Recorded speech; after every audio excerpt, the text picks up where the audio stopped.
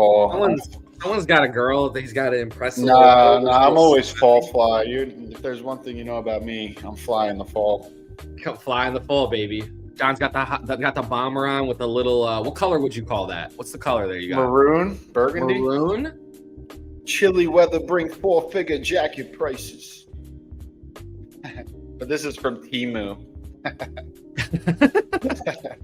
All right, well, welcome back to the row. We took a week off last week for Rob's wedding. Congratulations to our boy Rob on getting married, and he's completely fucked.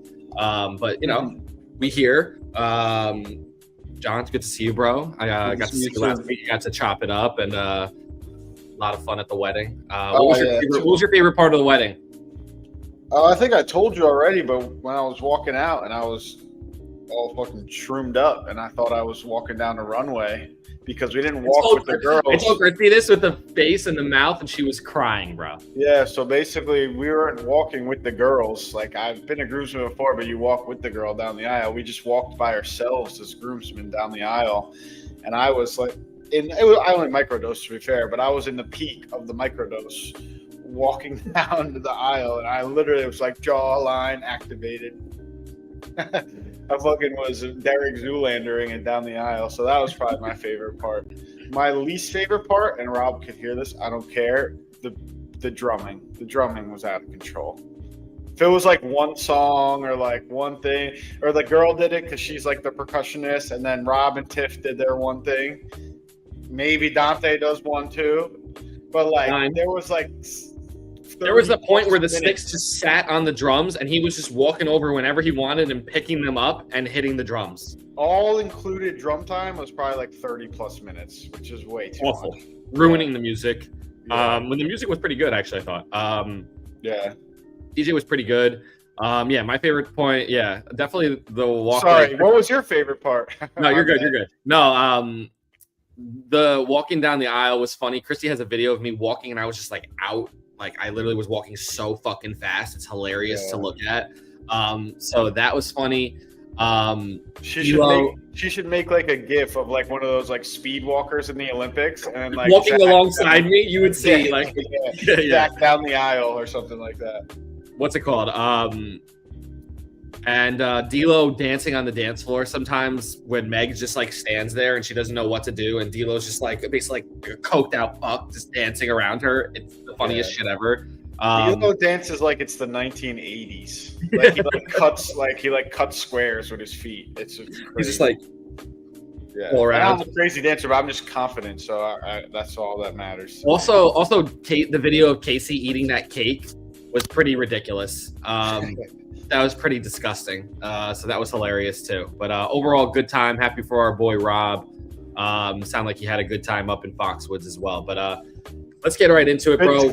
Also a good time for your Giants that Thursday night. Yeah, this is watching our boy Nick on his phone, who's an Eagles fan, staring at the game, wondering what time. And none of us are paying attention because we're enjoying the night. And like, it's the one thing that you had going for us because we're Giants fans. So like, we expect nothing. So we get to enjoy our evening and not really pay attention to the game as much and just kind of check in. But he was like, actually had the game up, and he's just like sitting there wondering what's going on. Like, what the fuck? You could just see he had this fucking face on. Like, it ruined his whole night.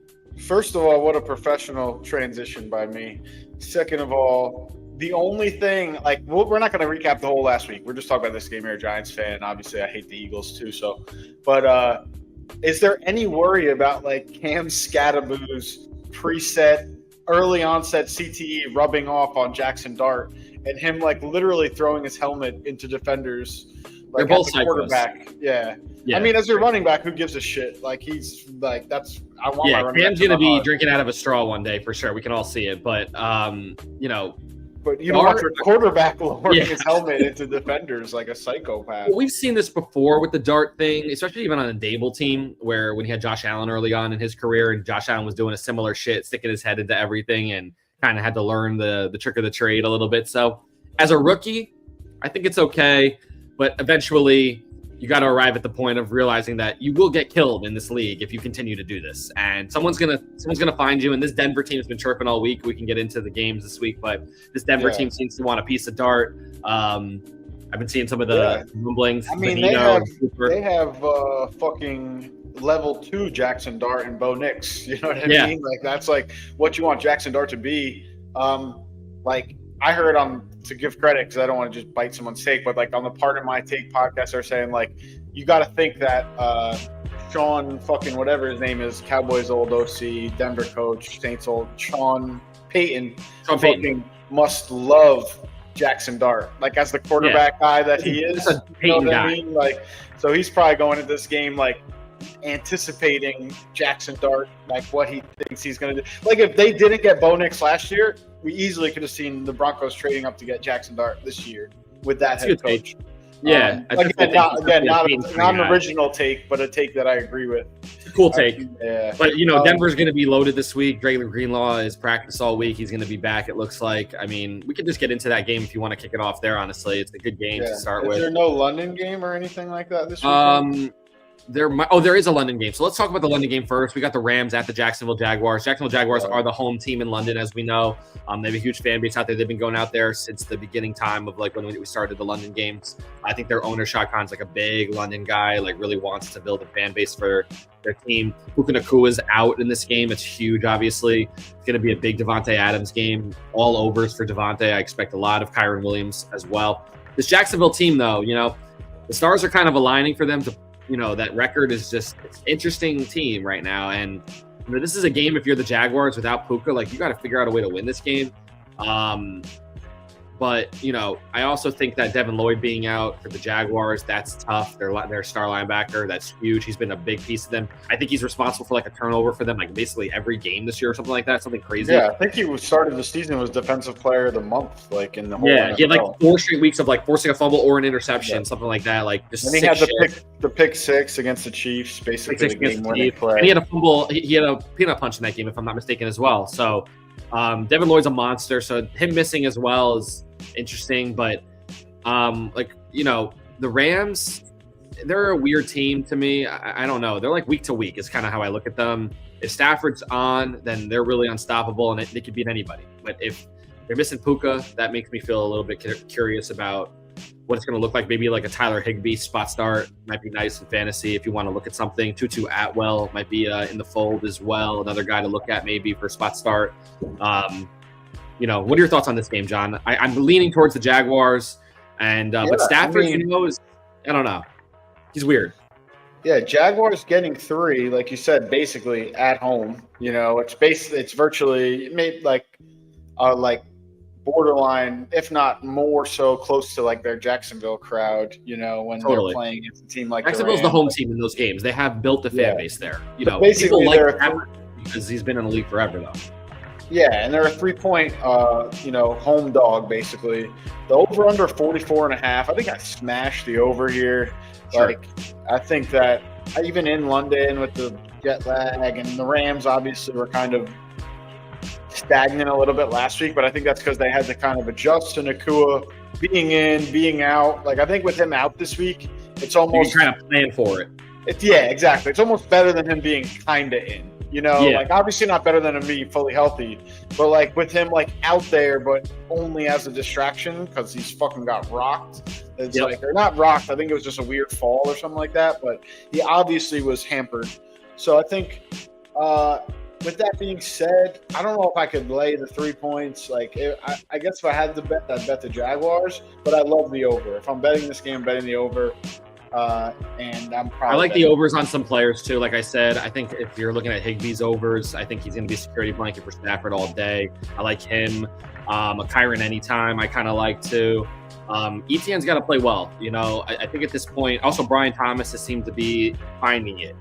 We're getting to a spot now where I think Brian Thomas is starting to really get into that season, like he's getting to a rhythm. And I think pass interference away from a monster game last week. Game. And also the lining up off sides by Travis Hunter too. Totally. So basically had 2, touchdowns taken away from penalties, or it would have been a 3-touchdown game.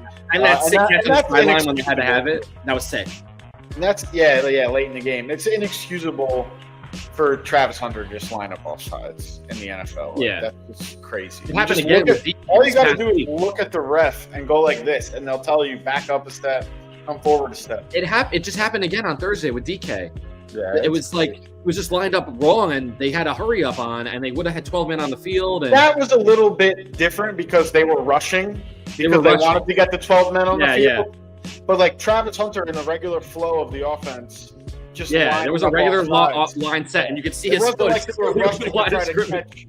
Yeah, there wasn't like they were rushing to try to catch, like the Steelers were like in the Bengals game. They were rushing to get to the line, like Aaron Rodgers doing his Aaron Rodgers shit, and DK didn't get there in time or made a mistake, but he had no time to like look at the ref and check his alignment because Rodgers was snapping it as soon as he saw everyone. Rodgers loves it. It's like Rodgers' MO for his whole career. Yeah, and then obviously it was just a penalties offset situation, but yeah, and Travis Hunter on that drive anyway. Off sides. Yeah, I mean the Jaguars won the game.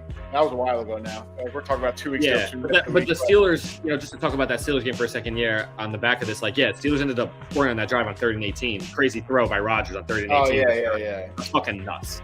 Yeah. 2 of those touchdowns to Freiermuth. That second one was fucking ridiculous. Yeah, that was a missile. That was a laser. I think I was most impressed by the Hail Mary.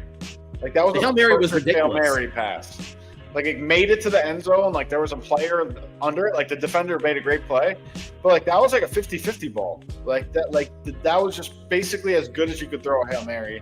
Like he does that reverse turn. That reverse turn. That's his like patented thing, and just like like close your eyes. And literally, like, he threw it where, like, you could tell he put that where he wanted to put it. It wasn't even just like, he reached the end zone. Like, no, he wanted to get to DK, like, hopefully, like, get it high enough or where, like, he can make a play on it. And like I said, there's 8 guys back there just playing for the Hail Mary. Like, he knocked it down. But still, that throw was like, if you're, like, looking at that on film, you're like, yep, that's exactly what I want my Hail Mary to look like. He might be, John, at this point, like, I think we can almost arrive at this. He might be the best thrower of the ball moving to his wrong side, his left. Like, opposite. Like, that throw with the Cook against Dallas in the playoffs, I think about the touchdown to Freiermuth this past week as a 40-year-old. Like, moving to his left, the bro is ridiculous. Yeah, no, that Jared Cook throw, it honestly looked like the ball, like, spun in the air. Like I think it had the Coriolis effect, whatever you call that. Yeah, it's like a corner kick. He threw a fucking corner kick. It was crazy. Against the grain throw is just that flick that he has. It's just unrivaled, first ballot type shit. So anyway, to go back to the Rams Jaguars, I think if you're, Jags are home dogs in this. I don't know how the Rams are getting points in this, or the Rams are favored in this, which is kind of crazy. Jags are a sneaky team. They are missing Devin Lloyd, their best defender probably, but still without Puka and the security blanket, if you were betting, I'd probably take Jacksonville. But again, I think Hotz is on it with the over. I like that a lot. Let's keep it moving here. The next one I have here is the Raiders and the Chiefs. Brock Bowers is going to be out again. It looks like Jacoby Myers might be out as well. Chiefs have a pretty clean slate. Rashee Rice is back. Man, this Chiefs team is starting to just turn a knob. But the 12 points, obviously, is a shit ton of points. I'm looking at 11.5, over under 45.5. And real quick, I just want to say, I know you want to talk about the Giants, but, like, I'm just, like, autistic and have to go in, like, chronological. No, you're good. That's why I went to the order. I'm doing the order. Yeah. But, no, I got 11.5 here and over under 45.5. But, yeah, that's a lot of points. Like, and the Raiders, especially for the Chiefs. The Raiders play the Chiefs tough. Like, we remember that game on Christmas Day, I want to say 2 seasons ago, like, where they beat them outright with just, like, running the ball. And, Aiden O'Connell, like, that their defense, I think, will show up this game. Yeah, but Geno sucks, dude. Yeah, Geno's very, very bad. Jermaine We're arriving at, like, I know. Oh, my God. Yeah, so that's how you know. And the Miami defense combo. It's the combo. Jermaine starts Geno Smith. That's how bad Geno Smith is. That's like not an indictment on Jermaine. It's an indictment on Geno Smith that Jermaine plays him in fantasy as his quarterback. But no, this game is a lot of points. Like I said, I think the Raiders will try. Like if they're smart, will just try to play good defense and run the ball with Genty. Genty like fighting for his life out there. I give him a lot of credit. Like he hasn't bitched, he hasn't complained. Like he's a real deal, like football player, man's man. I'm a big Genty fan. I think he'll finish with like solid numbers, but like he is getting fucking molested by the opposing team's defensive line. Yeah, and if you're not getting to the second and third layer of a defense because every time you run the ball you're getting hit by a defensive lineman, it's just not going to be good. Yeah, no, he's getting crushed, and like even with him getting no blocking, he still is having like a solid. Yeah, like and you put him on any other roster in football. Yeah, if you put him on like the Cowboys, like with fucking look at what Javonte Williams is doing, he would fucking be way better. Put him on the Giants. Yeah. Yeah, I mean, fucking Scadaboo's a beast, though. But no, Yeah. this game, just come back to this game quick. Like, I don't know. I think I'm probably going to take the Raiders plus 11.5 if I had to bet this game, or the under. I would push the over. I think Mahomes is on a warpath right now. I really am on that. I think the Raiders are sneaky good on defense, and I think that the Chiefs are figuring it out. But I do think their defensive hold is running the ball, and I think if the Raiders can commit to it, kind of try to beat Who's them catching up the ball though for the Raiders? You got to throw the ball at some point. Like, who's catching the ball? I think Mayer is going to be solid in Bauer's absence. He's a spot start candidate. I think he's on our waiver wire right now, if I'm not mistaken. Yeah, Trey Tucker obviously has had some big games this year already. I mean, I don't know. It's going to be tough. But whatever his name is, Thornton, I think is another one. Like Thornton. I think he plays for the Chiefs. Tyler they have Thornton. another Thornton, I thought, on the Raiders, if I'm not mistaken. Okay. Maybe there's two Thorntons. Double Thornton Raiders. Let me see. Thornton on Thornton game. Yeah, Dante Thornton Jr. I'm not crazy. Yeah. Oh, yeah. No, I'd never heard of him, to be honest. He fourth round pick in this past 2025 year. Yeah, he's a rookie. Does he have a catch this year? I think so. Yeah, he had one game. Let me see. Fantasy Pros. Here we go. Game log. Here we go. Yeah, so week 1 he had 4 targets, 2 catches, 45 yards. He has 5 catches on the season. He's not really. All right. No, yeah. So he's been out he's there. He's a sneaky guy, because Bowers and Jacoby might be out. He might be like a sneak type of start kind of guy. He's not as good as the other Thornton, obviously, on the Chiefs. But yeah, we got 2 Thorntons in this game. Yeah. All right, we'll keep it moving. What do you got next? Saints. I got the Saints at the Bears here as my next one. Saints, Bears. This is ugly. I think Swift is questionable with the groin. I saw that. He's been amazing, bro. I got to shout out DeAndre Swift. He has actually been amazing. One of the best running backs in football right now. Like, the guy really single-handedly took them down the field last week to go win against the fucking Commanders. We love that as Giants and Cowboys fans, to take out the commies anytime. So that was sick to see. And it seems like the Commanders are the Bears are, they've won their last 3. They're 3-2 after that 0-2 start, or whatever it is. They've won their last, or their whatever it was. What are they? 3-3, 4-2? They had a bye, did they? They beat the Cowboys, the Commanders. The Bears are, what's their record? Let's see here. Yeah, I think they might have had a bye. I think I'm right. They're 3-2 and they had the bye. I should have just trusted myself. Yeah. Yeah. So they're 3-2. They've won their last 3 in a row. It seems like Ben Johnson and Caleb maybe are figuring some things out, and the thing that you figured out is give the ball to DeAndre Swift. So if DeAndre Swift is out, I'm a little concerned. I know he's going to be questionable all the way up to game time. He's been questionable all year though. I feel like, 'cause I have Monunga. One of those guys. It's one of those things where I don't think he's been really in doubt. So who knows? But I love the Saints with points here. I got to say it. You love what? Taysom Hill back. I think that I love the Saints with points here. Yeah. No, I think I'm with you, dude. The Saints coming off another kind of weirdly tough, impressive loss. I think Spencer Rattler is gonna start in the NFL for a good amount of time. Not be a top 10 or top 15 or top 20 starter, but he's a legit starting quarterback. There's worse starting quarterbacks in the NFL than him. I'm trying to think who's worse than him right now starting. Geno Smith is definitely worse than him. No question. Go around the league. Let me think real quick. Cam Ward is definitely worse than him right now. But he gets the project grace, is what we'll call that. All right, but still, Spencer Rattler was a rookie last year, and I'd argue that his supporting cast is worse than Cam Ward's. If you factor in defense. Oh, that's so close. It's given. I mean, Olave Kamara versus Trey or versus Lockett's this year, but Ridley and Spears and Pollard. It's close. It's close. But then I'm saying you add in the defense, the defense. Tennessee, Simmons. Tennessee is a solid defense. Solid defense. I don't know. That's close. That's very. That's very Spider-Man meme. That's very close. But I'm saying, Spencer, I from what I've seen, Rattler's interesting. Yeah, he is interesting. I don't think. Again, I'm not saying he's going to be fucking the top 10 quarterback, but I'm saying he will start in this league for 7 seasons. He'll be the main starter. And I love what I saw from Kamara too. He was if you trade me, I'm retiring. I love that. He's such a saint. He's a saint through and through for the rest of his career. That's where he wants to be. And He has no interest in trying to like hop up with one of these fucking contenders. And like, he's like, I'm a loyalist. This is my squad. They gave me the contract. Like, I've been here since day one, and they invested in me. And this is where I want to be. Like, basically, like, yo, if you trade me, I'm going to be sipping pina coladas, I think the quote was, which is sick. So, nice. Oh, yeah. I love that type of shit. So shouts to Kamara for that. I didn't know.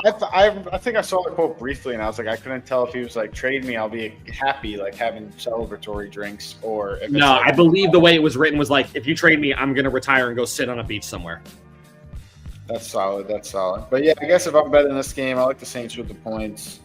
Yeah, I probably would fade this game. The over's interesting.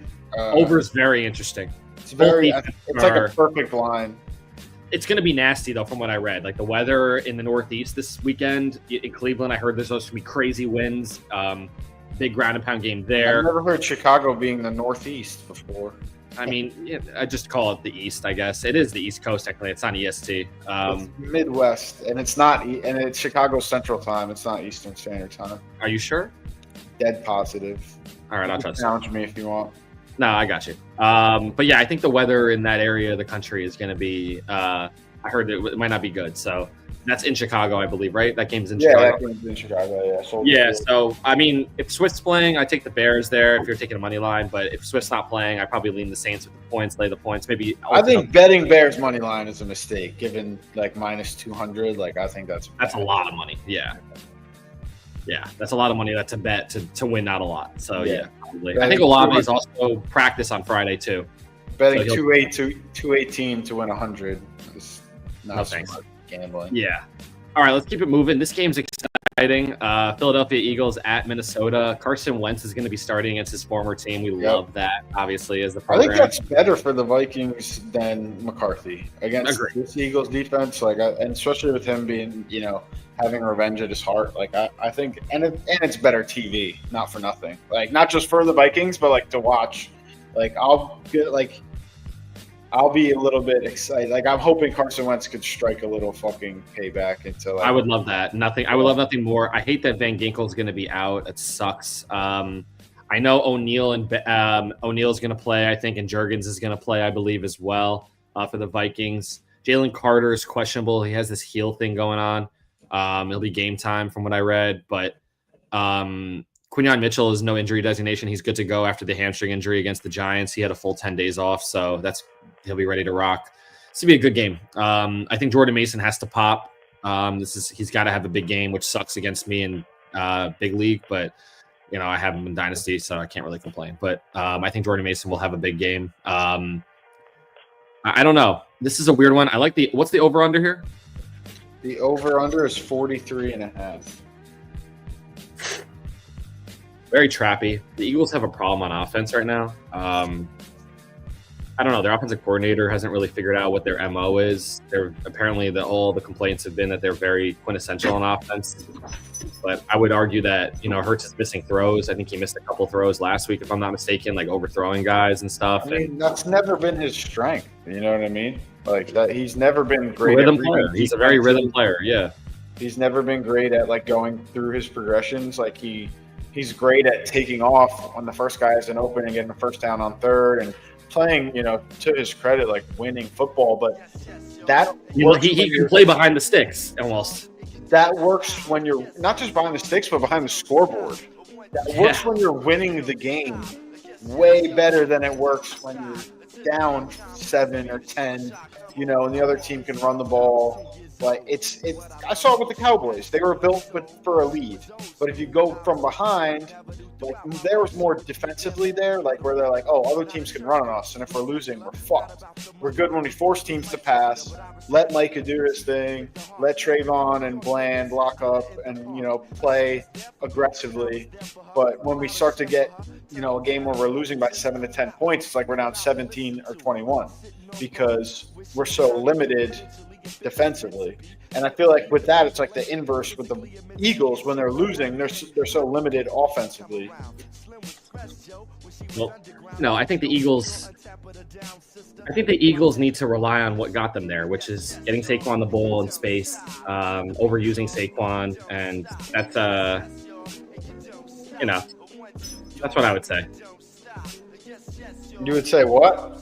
That's what I would say. They need to get Saquon the ball. They need to get Saquon the ball as much as possible. If they don't get Saquon the ball, then Hurts is relying on getting the ball to all of his pass catchers and being someone that he's not. And I think that's really where they get into trouble, where they're not using, like, Saquon last week was like 18 rushes for like 58 yards. I will say though, like, Lane Johnson is older, and he played fucking all the way to the Super Bowl last year. Jordan Mailata was saying that he's tired from all the extra work, and he's a young man, so you got to think Lane Johnson is taking that harder. Jurgens and Dickerson have been out or injured. Tyler Steen is not as good as Mekhi Becton. Yes, Barkley's an incredible player, but this slowdown was very predictable if you're a football fan. And that offensive line is great, but big, heavy guys aren't built to bounce back, especially when they're getting older. Lane Johnson's the best right tackle I've ever watched play, but he's fucking in his mid to late 30s and played fucking hundreds of extra snaps through the Super Bowl. Yeah, he's gonna. Also, this rotation of coordinators, we've talked about this. It's on the offensive side of the ball when you're calling plays.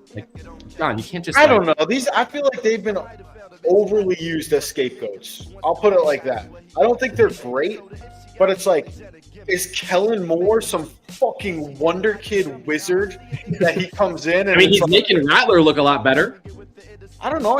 I saw signs of Rattler last year, but I've watched Kellen Moore coordinate the fucking Cowboys. Cowboys had some of their best offensive years. Dak was an MVP candidate with Kellen Moore. Dak was an MVP candidate. He's an MVP candidate right now. He probably has the 5th highest odds of winning the fucking MVP award right now. So look it up. I bet you it's. I'm with you. He leads I bet you it's Mahomes. I traded for him in Dynasty. I'm on Dak right now. Mahomes, Allen, Mayfield. I think you're underrating Kellen Moore. Dak.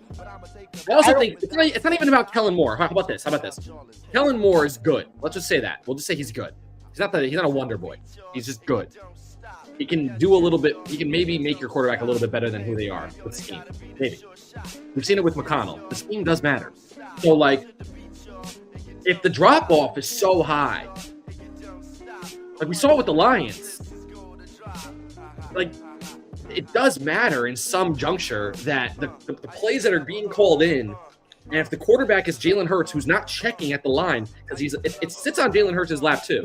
Because if he's not checking out of runs or checking out of passes or calling the play from the field and being a quarterback, and he's just being a play caller of what's being told in his helmet, and he's just doing that, then that's also a hundred. I just saw it in. It's multi-pronged to me. It's not just one or the other, okay. But all right, here's the take. In 2023, I saw the same shit, and I don't think it's. I'm not saying Kellen Moore isn't better than Brian Johnson or better than Kevin Patullo. He's a solid offensive coordinator. There's a reason why he's a head coach now.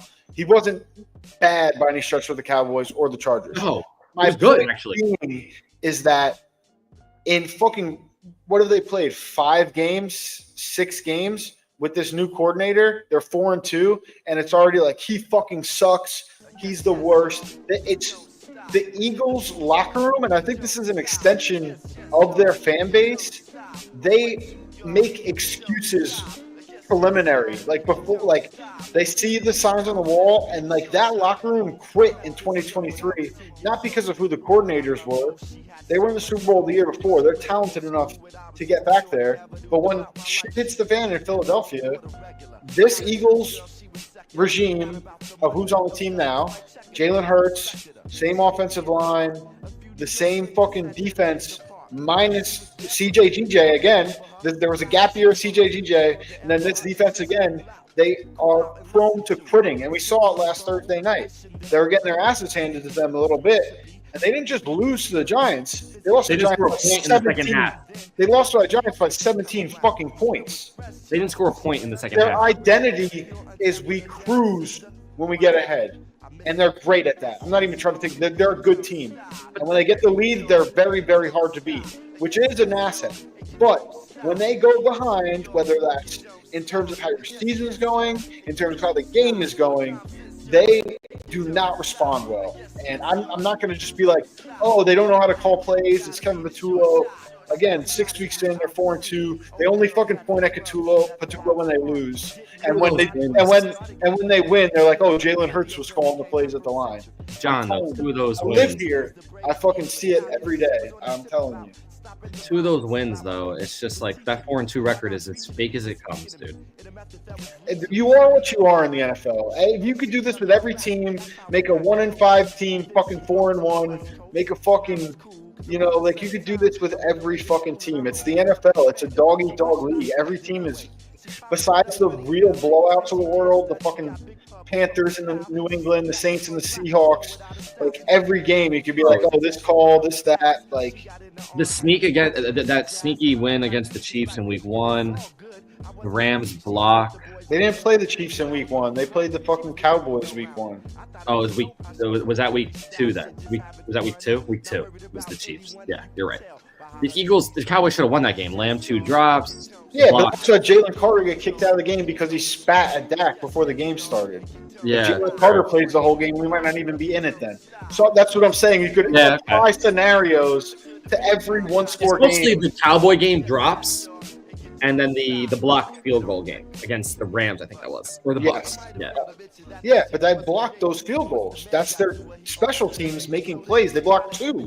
Like it's not like a fluke block either. They blocked 2 in the same game. They had a plan.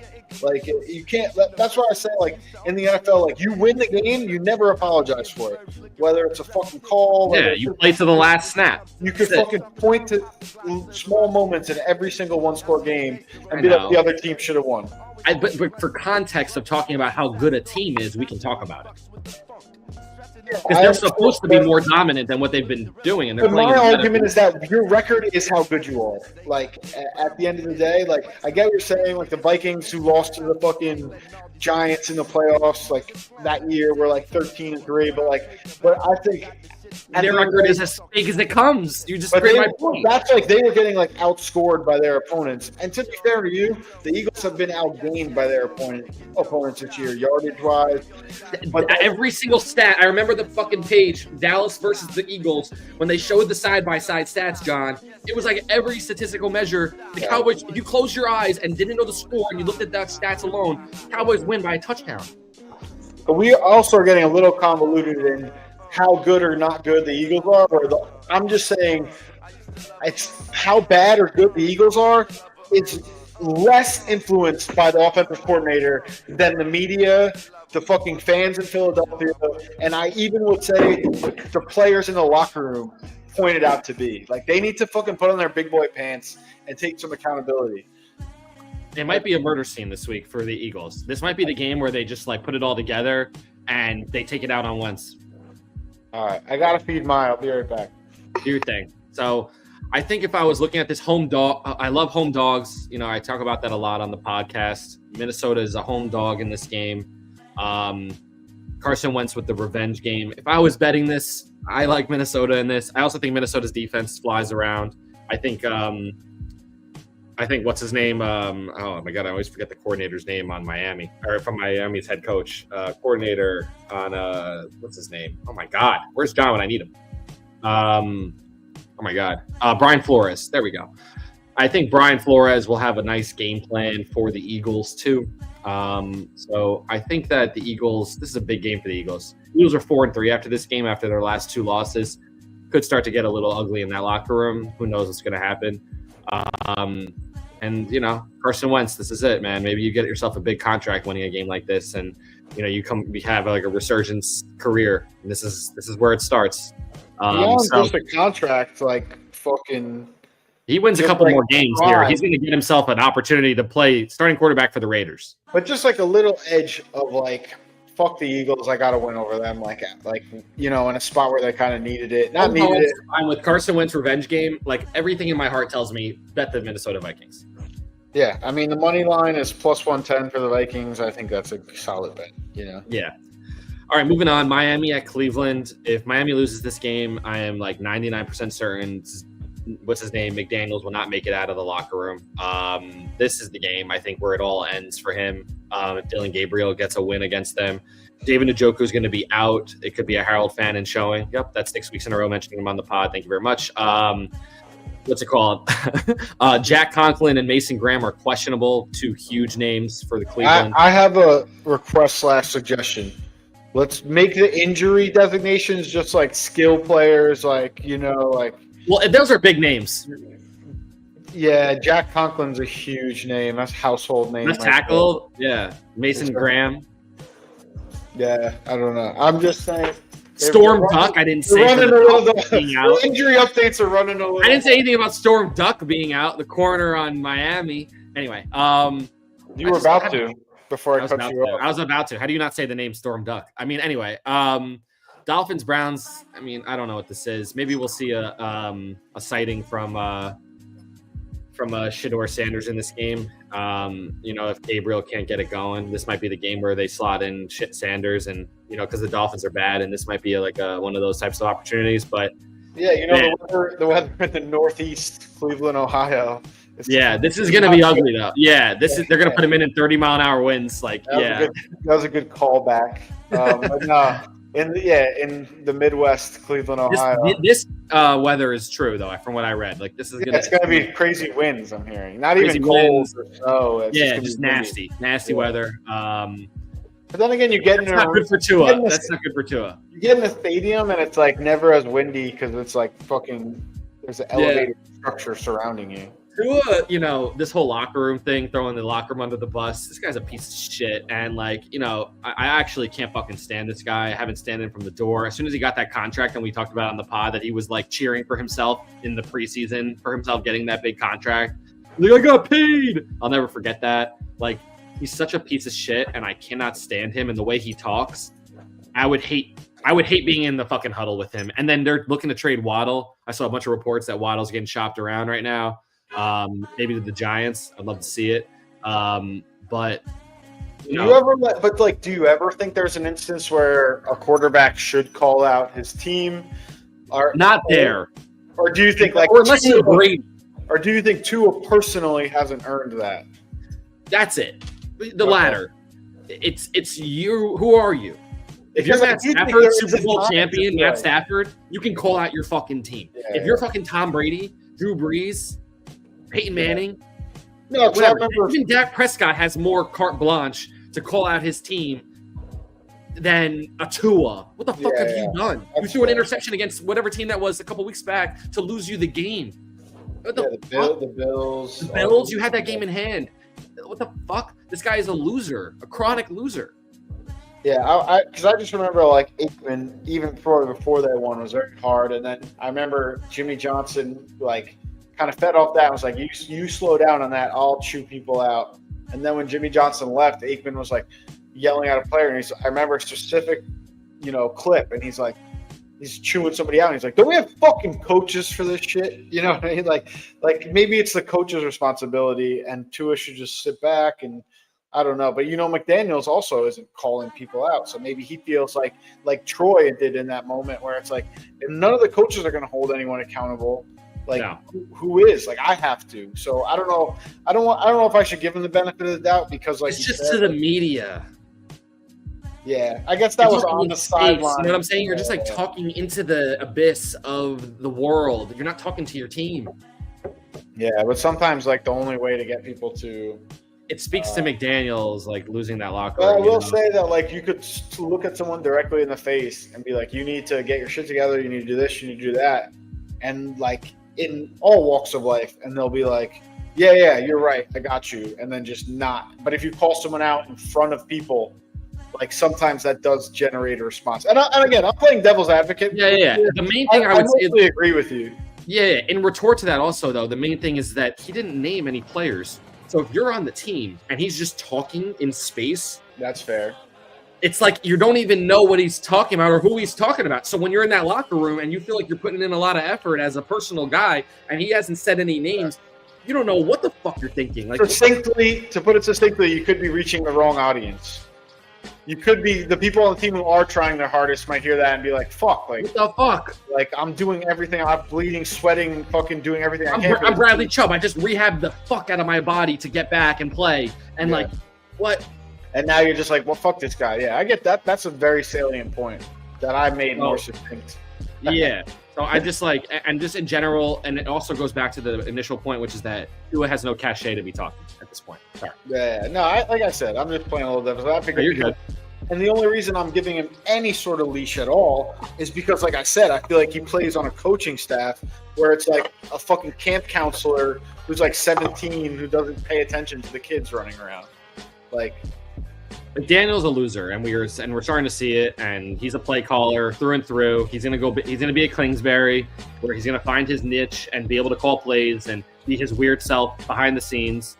And he doesn't have to talk to the media or lead the locker room. And you need a different type of personality to lead men, and he's just not it. And I can't like. It's very like stereotypical, and I'm sure he played in high school and was very good or whatever. But like Cliff Kingsbury at the end of the day, like was a fucking Texas Tech like record-breaking quarterback. Like until Mahomes came along, yeah. Like, he played in the NFL, like for a few seasons as a backup. Like Mike McDaniel's a legit fucking nerd. Like came up from the fucking video room, and this isn't basketball where you could be like an Eric Spoelstra, and like get. He also had a Pat Riley put his arms around him, like. Yeah, he had for sure a better support system around him, but like also I just think football is a little different, where it's like not so much you have to play the game in the NFL, but like you have to carry yourself a certain type A personality way. And he tried to almost reinvent the wheel. I'm this goofy, funny fucking guy, like, and when that works, it's like again, like we said earlier, wonder kid, like you are special. 70 points. You're 70 points in a game, John. Yeah. Yep. I remember that game against the Broncos. The Broncos. Not even a shit team, like a Broncos team that was like the defense was decent. Yeah. I mean, the Broncos were bad that year, but still, 70 points is 70 points. We haven't seen it since like the 50s. The other point I'll make, though, just to close it out, is just like the Dolphins, since the year started, I said on this podcast, are like right there for me as like the worst like situation. Maybe not worst talent, but like the worst situation in the league. And I stand by it. So we'll keep it moving. Sounds good. Panthers at the Jets. Jalen Coker is going to be playing. Garrett Wilson's out. This Jets team. That's a good injury report right there. Yeah. Skill position players. That's Trevor Hubbard, also full practice, your boy.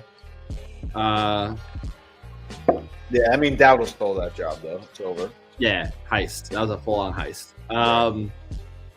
I see maybe a hijack, though. But just like, it's like a Tyler Algier thing. Anyway. Something smells here. I don't know what's going on. Something in my body is telling me to pick the Jets. I'm like, I don't know what's going on. Yeah, I mean, like we were saying almost earlier with like, oh, the bounces go your way, this and that, blah, blah, blah. Like, the Jets at home, like, they're just due. Like, they're 0-5. Like, they're not going to go 0-17 or whatever. Fucking, they're 0-6, actually, John. I don't think they've had a bye. Oh, so they're 0-6. Even worse. I think they're 0-6. They're even more due, Let me see. Hold on. Let me look right now. Who they play week 1? Steelers? Is that right? Yes, correct. They lost 1-1, 0-2, 0. You're the worst at Googling shit. Just type in Jets record. Terrible. It's terrible. I go on like the wrong areas. It's like it's the worst. Just Google New York Jets record. It would come up right away. Jets record. Yeah, they're 0-6. I was right. I should just trust my gut. I'm an asshole. 0-6. Or just learn how to Google. Something's telling me to pick the Jets here. It's Bryce Young. Like every week, it's just I don't know what's happening. It reminds me of an epic story that I played in a survivor pool, like my dad ran growing up, like through the local bar for years. And there was this one guy. One time the Chargers went 1-15. I think his name was Joe Keefe. I remember like in the fucking handwritten boxes that my dad kept. And he picked the Chargers the one win they had all season in the survivor pool.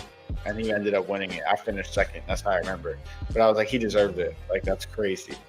I just like something in my body is telling me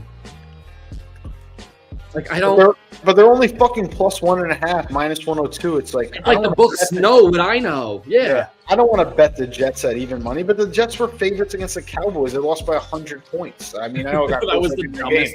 But we said on the pod though that was stealing money though for the Cowboys. We knew that smell. 30-6 at one point. Yeah, and that was over before it started though.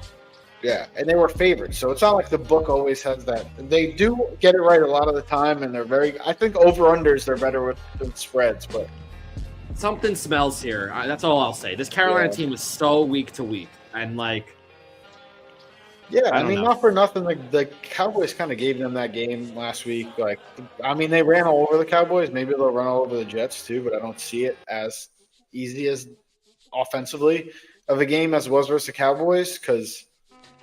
The Cowboys defense, especially against the run, is a fucking nightmare. But and to be fair, like the Panthers not only have a good had a good matchup, but like their offensive line run blocking is good. Exceptional. Like, top 10 in the league, probably. For sure. Like, and they have and they also have Tremble, like great blocking tight ends. Yeah. Their run blocking game in general is very good. Like I watched all 22s of the Cowboys. I'm not going to say I'm like a big film watcher. It's the only one I watch. And like the Cowboys, Dowdle was fucking in the second level on basically every run, dude. Their offensive line are moving people, despite Kenneth Murray literally being a lost linebacker. He is like.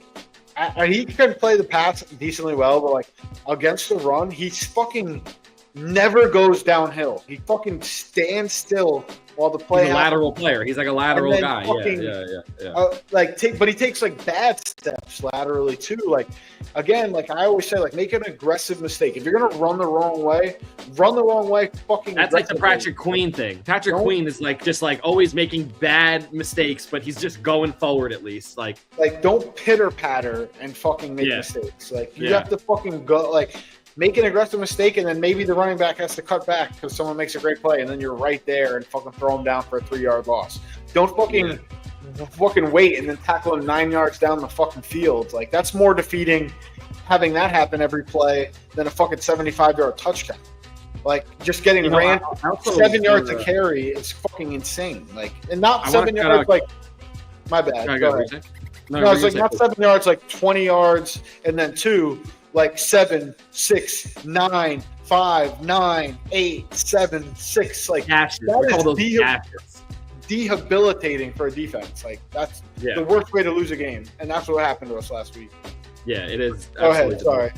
No, you're good. I was just gonna shout out Casey on his Tet call this year. Tet looks great. Guy's very formidable.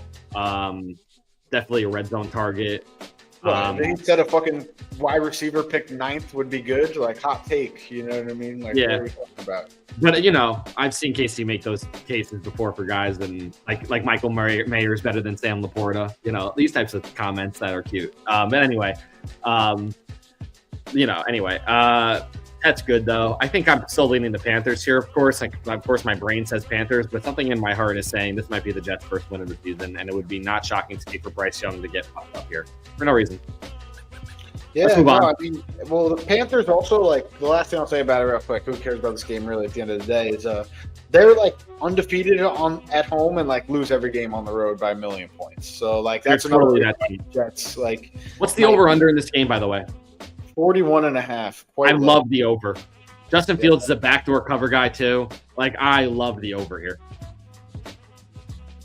Brutal. And if you need a spot start, Reynolds at receiver, I think is a good spot start for the Jets. That could be something. And it should be a big Brees day, if I had to guess. Has to be for them to win. Moving on, another revenge game. New England Patriots at Tennessee Titans. Got a bunch of guys, former Titans, that play on the Patriots now. Obviously, Mike Vrabel, former coach. No one understands why they fired him, and now they fired their coach again a couple years later. Here we go. Obviously, it's a fired coach's game too. So something's got to give here. Fired coach's game versus Mike Vrabel revenge game. I'm leaning on the Pats, obviously being in the revenge. You got Landry, who now plays for the Patriots, former Titan, long stable Titan there.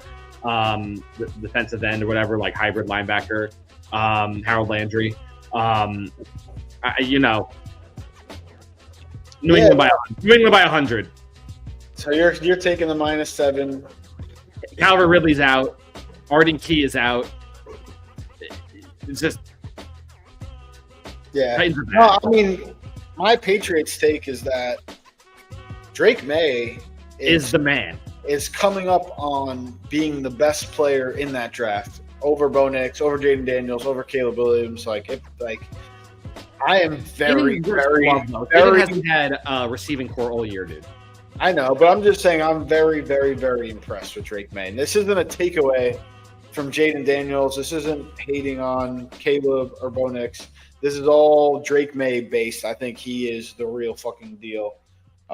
He's impressed me immensely. Like he can make all the throws, and he's fucking quick. He's athletic. He's a decision maker. maker. He's got the size. He's got the fucking vision. He makes guys like Boutte and Demario Douglas better than they are. He makes guys better. That's a huge key to big crazy to think that he was the third pick when he's the 6'5", 225, guy. Like Jaden Daniels, I think this little missing a couple games here and there, is going to be imminent throughout his career. He's just a little small. Caleb Williams is not overly athletic. He can throw the ball I think I would take Bo Nix and Drake May over Jaden Daniels if I was starting a team this minute. Ooh, I don't know about you. I would take definitely over Caleb Williams. Caleb Williams is fourth right now for sure. Caleb is fourth on that. I didn't even include it. But I think I might go May, Daniels, Nix, Williams. It's very close seasons. Between Nix and Daniels. You put Daniels with Sean Payton though. Yeah. You give him Cortland Sutton, little Evan Ingram, little Dobbins, little RJ Harvey, a little this and that, a little more continuity. Yeah, I mean, Jaden Daniels was spectacular last year. But I said, this is a Drake May championship game. This is a Drake May take. This is not a knock on any of these other guys. Daniels put it to the Lions last year. That was nuts. I mean, we love Daniels still on this pod. He's a great player. The Patriots, though, they got this thing going. Obviously, we love Vrabel teams. I won that Coach of the Year future bet for Vrabel. I'll always love him for that $800 he won me. Hell yeah. I just, the Pats, it's just they play hard. They got the Vrabel intensity. They got the run game going. He keeps giving the ball to Ramondre, even though the guy fumbles, and he just keeps him locked in and keeps going back to the well on that. They haven't really used Trey at all this year on the running back side, Trey Henderson. So, Hunter Henry's reemergence again. We know he's talented. Stephon Diggs is questionable this week. I think he's going to go. I don't even think it matters. I think MIP is coming for Drake May.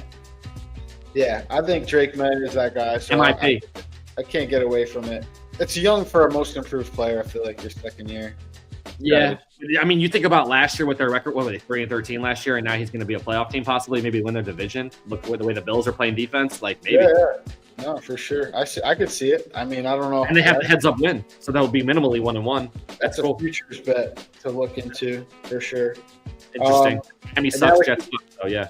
Now we could finally get into Giants. Let's do it. 4:05 slate, 1 o'clock on my time. So right when I'm probably be just cruising into watching football, which is great. New York Giants at Denver. Denver is favored. I see 7 and 7.5 in different areas. Darius Slayton's out for this game. Dre Greenlaw is going to play. Welcome back. First game back after 4 or 5 games being out. Abdul Carter is going to play as well. Those are the big names I see here. Oh, and Schmitz, our center, is going to be out. That's bad. I didn't see that. Wow. Okay. I don't. This is one of those games where if the Giants win this game, this is one of those games, John. If the Giants win this game and the 3 wins that Dart has in his career are the Eagles, the Chargers, and the fucking Broncos, dude, where are we at? I'll say this about the Giants. I think I've seen good Giants teams. I'm racking my brain as when I saw a fun Giants team. And I think this might be the first fun Giants team I've ever watched. Ever. Because Eli was great. They were very quintessential. I never was like, oh, I'm excited to turn on the Giants. Yeah, you're gonna turn on an Eli Manning game and watch him throw 350 and 3 touchdowns like Peyton Manning style. No, Eli's gonna tear you out. Yeah, 300 yards, 2 picks, or maybe 3, and 2 touchdowns, or maybe 3. And the defense is going to play good. They're going to run the ball with Jacobs. They were good or whatever. Jacobs, Barber, fucking whoever. And this is even their coach, Dable, fat and fucking goofy. They had He's Coughlin. intense as fuck, Like when the psychopath. Giants were good when I was younger, they had Coughlin and Parcells. Like those guys aren't fun, you know. Like this team is a fun team. I'll say. Even our offensive coordinator, Kevin Gilbride's old ass. Yeah, Gilbride, Spagnuolo, Spagnuolo we love because he had the intensity. He's the New Yorker Italian kind of looking guy, but that was it. But again, not a fun guy by any stretch of the No, even our defensive players, Justin Tuck, like quintessential, like good player, like Antonio Pierce and Michael Boley, like good players. Nothing like knowing that the most exciting defensive player in my history of like watching the Giants, besides Strahan, is like Antrell Roll. Yeah, I mean, what's his name? Corey Webster was good again. Corey Webster was cool for him, and Aaron you know? Ross from Texas. Yeah. There's some guys, but like not like fun. Yeah, definitely the OC. You know, none of these guys were like of course, good personalities. But like all this to say, like the Giants have a new. The Giants have a new identity that I've never seen from them before, which I think is also has to do with like ownership. Like I don't think the owners usually go for like these types of guys. They want like the buttoned up Daniel Jones, blah, blah, blah. Like, you know, like I think Jackson Dart. Like we need some swag on this fucking team. Yeah, they have some swag. They're not boring for once in the fucking history of the organization, or at least since the 80s. In my lifetime, I should say. I've only seen fucking boring Giants teams, even when they were good. But anytime touchdown for Evan Ingram. Revenge game. Put it up. Hey, I like that. But in terms of the game, I think the Broncos are a good team. Good team. Defense has 10 more sacks than the next best team, John. 10 more sacks. Yeah. No, I think that the Giants are probably coming off a huge try. They did have the mini bye, which might help quell that like high horse feeling after, you know, dominating the Eagles. But I do think that they still are due for a bit of a letdown, and that the Broncos didn't look great against the Jets. Granted, it was overseas, blah, blah, blah, but that was fucking whack. Where is this game anyway? It's in Denver. That's big travel back to Denver. Giants will probably have been there for a week. You know, they maybe even beat Denver back to their own home base because they were overseas. Maybe. I don't know about that. I don't think because they were Thursday. So if they traveled on that Sunday and hung out the whole week to get the West Coast feel. I mean, we can know that for certain, but we don't. Yeah, we would have to look that up. I don't know any of that. Yeah, I doubt it. I don't think they're like on West Coast trips leaving on Sunday or Monday to get there early. I think they just practice and leave probably Friday. I think the main thing is Abdul Carter being like the hamstring thing popping up yesterday. I hope he plays. He's looked a little bit better game over game with his pass rushing and making an effect in the quarterback. They're going to need everyone on defense. You know, Bo Nix can scramble and make plays off schedule. It's definitely one of his better things that he does. You know, you have to watch for that. I don't think we have a corner that can cover Cortland Sutton, so I'm scared of that. Like just in general, I don't think there's anyone on the defense that can cover him. Elijah Banks, I don't care who you name on that defense. Like from a corner perspective, that's going to be a tough cover. Anytime touchdown for Evan Ingram on the fucking revenge game, as I said, that drop against Philly, Giants fans still let him hear it to this day. I'll never forget that fucking drop when we could have won the game and iced it. Piece of shit. So, you know, interesting game. A lot of blood for me, though. 7 points. Like, if I was just, like, taking my bias out of it, it's a lot of blood. Yeah, no, it is, for sure. Like a backdoor cover I could smell here, you know? Easily. I mean, they were... Dart's a blue 10 too, though, is the other side of it. If I had to bet, I'd probably bet the Giants. I mean, the +7, we saw them +7 or +7.5 against the Jets last week and had to eke out a win. So, I mean... By the way, I'm just throwing this out there. You want a storyline? Dart, blue tent, Russell Wilson comes in against former team, lights it the fuck up. Okay, I'm just telling you, there's so many storylines here. All right, let's move on to the next game. Let's move on. We still got like 6 more games. Yeah. All right, let's keep it moving. Colts at the Chargers, really dope game. Josh Downs is out, which sucks because he's been coming into his own. Scary injury for Shavarius Ward that happened pregame last week.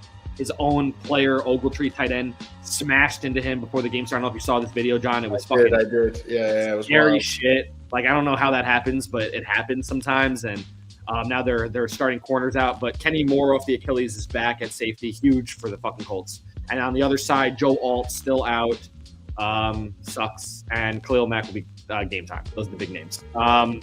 Chargers are weird. They get Quentin Johnston back, though, so they got their full arsenal back. He was out last week with a hamstring, so he's back this week. No injury designation on Friday at all, so full practices. Ladd's been coming into his own. It looks like Ladd's really starting to find it now. which is cool. Had 100 yards last week on 7 catches. We'll see. I think that, Vidal looked good. This Colts team, though, just plays sound football. And again, like I said from the door, they have the best tight end in fucking football. And you have been like, yo, it's either him or Bowers. I think, are we ready? Are we ready to announce it now? Like, Bowers has been hurt, so it's kind of a prisoner of the moment thing. But either way, I said this guy Warren is a psycho. He's scoring every week now. Yeah, I posted it on the Row 26 account. Like, literally, the post is exactly this. It's 2024 Jets take Fashanu over Bowers. 2025 Jets take Membu over Warren. It's just more of the same. Imagine Fields with Garrett Wilson and Warren and Brees. Like, what, dude? That's cool shit, dude. Like, we're chilling. Yeah. No, they screw the pooch every fucking year, and they're idiots. So whatever, they get what they deserve. But going into a season with Fields as your starter, anyways. Yeah, I guess piggybacking off that, I think the Colts are just a good team. Good team. I think Shane Steichen's a good coach. I think that's really the MIP, by the way. DJ, he's going to be the MIP. Well, I was just looking at it. I think they have just comeback player in the NFL. I don't think they have most. Yeah, the comeback thing is usually off the injury, right? So yeah, I don't think they've been doing it. They did the Geno, and he wasn't injured. The Seattle thing. I just mean most improved isn't an award in the NFL. Yeah. That's true. It's basketball. Good call. Yeah, the comeback repurposed. But comeback, I was laughing because I was looking it up because I was like, oh, I'll look up that most improved bet. And I saw Rashee Rice was plus 10,000. It's what did he come back from? I guess he did get injured last year technically, but after that he came back from a fucking car accident, another car accident. Yeah, a second car accident, I think. Because I had that in our draft, a rap, whatever. I was thinking last draft was a car crash, Rashee Rice, and I was a year ago. I know. That injury with Mahomes, though, I feel like he's going to get 15 targets this week. It's going to be crazy. Oh, I'm happy. Yeah, it's going to be sick shit. Oh, my God. Yeah, go Rashee, go. But no, as back to this game, I don't know. I think this is kind of a dog or pass for me, even in LA. We've talked about that being lack of a home field advantage, really. You got an over-under here, John, by the way?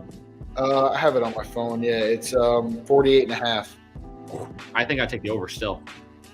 That's a big over, but yeah, I think there might be points. 24 each? Well, 25-24 would hit 20. Yeah, so 24 each.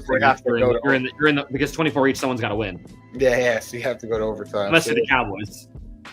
Yeah, I guess it could be a tie technically, but if it's 24 each, then you're sitting green there. So I think I got the over there. I like that. I think the Tyler Warren anytime touchdown score plus 140 all day long and Sunday. I'm betting that tomorrow. Yep. I love that. I just think fucking ice cold. Until someone stops him, I just don't believe it. But I will say this: who's going to be guarding him all game for the Chargers. That's one thing I'll say before you put that bet in. I don't know if Derwin will follow him or nothing like that. We'll see. All right, let's keep it moving. Packers at the Cardinals. This game is trappy. It's so trappy. Cardinals are home dogs by 6.5 points. They are a weird fucking team. Kyler Murray is playing? Not playing? Not playing, I think. I think Brissett is playing. It'll be Jacoby Brissett again that gets the nod. Oh, Packers by 100. Packers defense is too fast for Jacoby. Yeah, I guess, but I also think do I really think Murray is that much better, or that he even might be better at all? For guys like Marvin Harrison Jr. and Michael Wilson and these young running backs, it might be better to have a guy who's not a fucking weirdo. We've said it before, he's the anti-leader. Kyler Murray throws a pick or someone drops a pass and he just fucking sits down by himself. It's the weirdest thing I've ever seen in my life. He doesn't care about football, I don't think. This podcast hates Kyler Murray. He's just talented and has already got paid. I just think he's I like video games and I like making money. I have my life.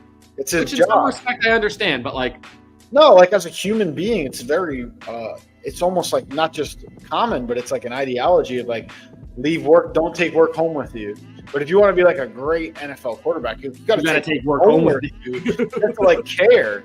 You can't like lose a game and then like be like, oh, like go get home and be like, I don't care about losing. You had an incentive taken out of your contract to watch film. It tells us everything we need to know on this pod. Yeah, I mean, even like all that, I don't know. I hate that. There's even guys we've heard about that before, like Manziel, for example. Like on the field, Manziel would fucking die to win a game. Like he he's not in the film room, then he's just a football player. But I'm saying I don't even feel like Kyler Murray might not watch film, but also won't die to win the game. You know what I'm trying to say? Like we've heard of fucking goofies who like they can watch a million hours of film and it wouldn't help them because they just don't know what the fuck they're looking at.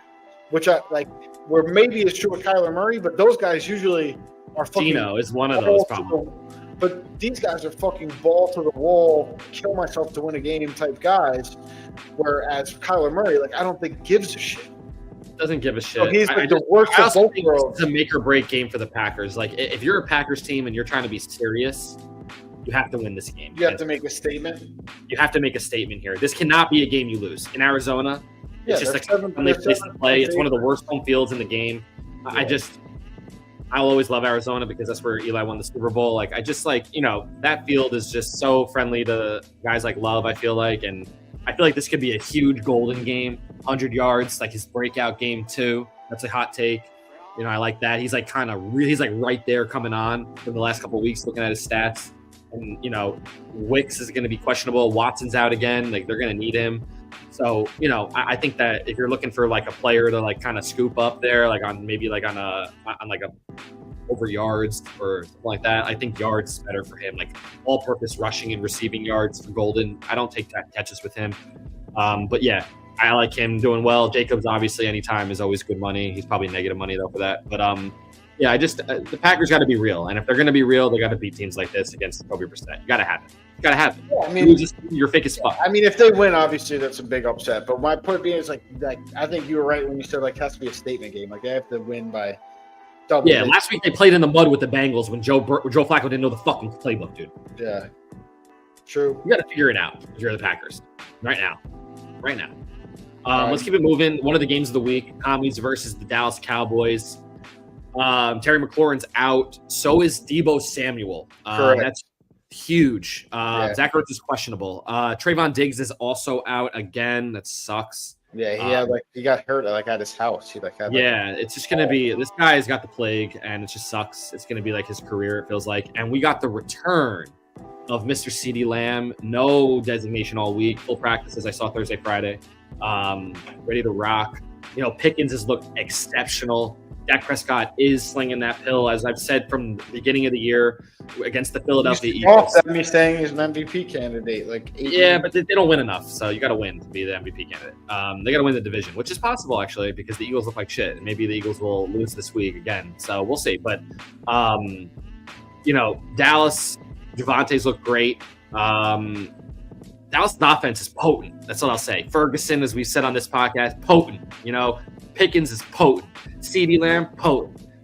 They just got guys on that offense that can just move. And Dak is slinging that pill as well as any quarterback in football right now. He's the number one passing leader, I believe, in yards, if I'm not mistaken.